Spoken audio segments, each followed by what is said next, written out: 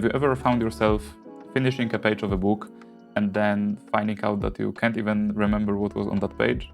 And the question is the story just boring, or is it an issue with your lack of focus? This scenario recently happened to me, and I think it can be connected to the Buddhist theory of a one-pointed mind, which is a theory about focus. And also it can help us learn how we can become better at reading books. But let me start from the beginning.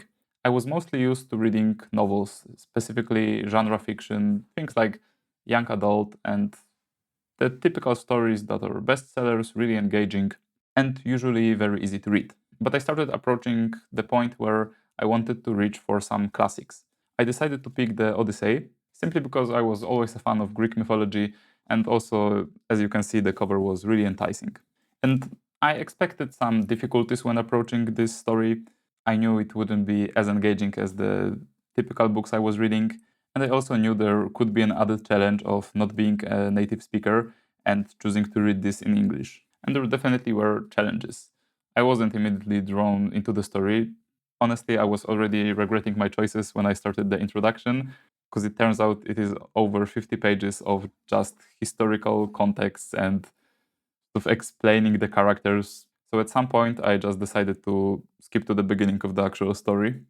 And then, as I expected, there were some archaic words, or maybe not archaic, but words for things that don't exist in the modern world. And as a result, some of them were foreign to me. And then there is the core fact itself of the story being kind of boring. I will talk about some good elements of the story too in the review, but in general, it wasn't as engaging as your typical novel. Maybe it's not even due to this being a classic, maybe it's simply because it wasn't meant to be read as a novel. Originally, it was more of a live performance. But I managed to overcome the initial boredom simply through my habits. I already had a routine of reading books, whether that's in the morning or in the evening, in public transport or in the park. I was slowly getting through each page. But then I noticed this core issue of finishing a page of the Odyssey and then having to start at the very beginning, since I didn't actually remember anything that happened on this page. And usually it's because my thoughts were drawn to something else, whether I was worrying about something, thinking about my shopping list, or wondering what I have to do tomorrow at work.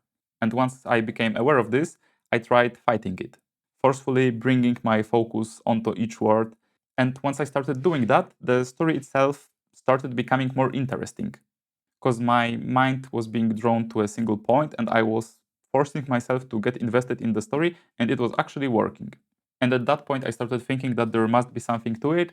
And that's when I was reminded of the Buddhist concept of a single pointed mind, also known as ekagrata, I think. And on the other hand, the scattered mind, also known as monkey mind, because it's jumping from thought to thought.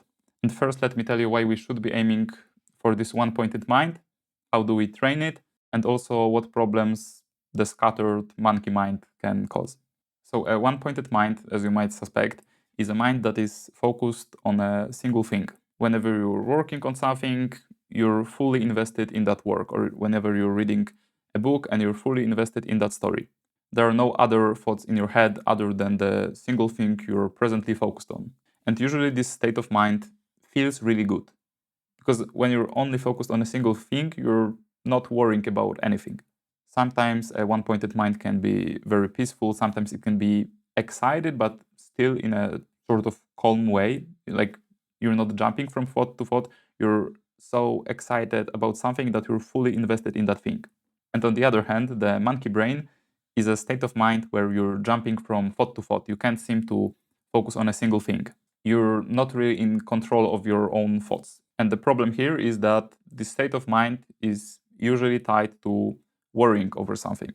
Think about it. Whenever you're stressed out, whenever you're feeling sad or worried, you're almost never worrying about just a single thing. It almost always goes in a way where you're worrying about some mistake you made at work, then you're worrying about how this mistake is going to cause you to get fired, then you're worrying about the consequences of getting fired, then you're starting to worry about what other people will think about you, then you're starting to worry about how are you going to have the money to live, and more and more thoughts are appearing. And whenever you're feeling unhappy, it almost always is tied to you jumping from thought to thought. Sadness is also really often many strands of thoughts at once. Whenever you're feeling sad about something, your mind is often brought to all of the other things that are going to be tied to this sadness. So through jumping from thought to thought, the core issue starts affecting all of the other aspects of your life, and you already know that feeling. Whenever there is a single thing that is really stressing you out or really making you unhappy, then your whole life starts seeming bleak and gray. So, as a solution to a problem that was brought on by simply reading a difficult book, Buddhists suggest trying to reach this one pointed mind through practice. Simply deliberately practicing your focus, either through forcing yourself to stay focused, through meditation, or personally through reading a book. I think it's a great benefit of reading books. You also probably shouldn't start with classics immediately because they are going to be harder to focus on. But through reading more books and slowly growing your ability to focus, you will both learn to enjoy books more, and you will also find tons of other benefits in other areas of your life that come from developing the ability to focus. I hope this story was useful to you guys.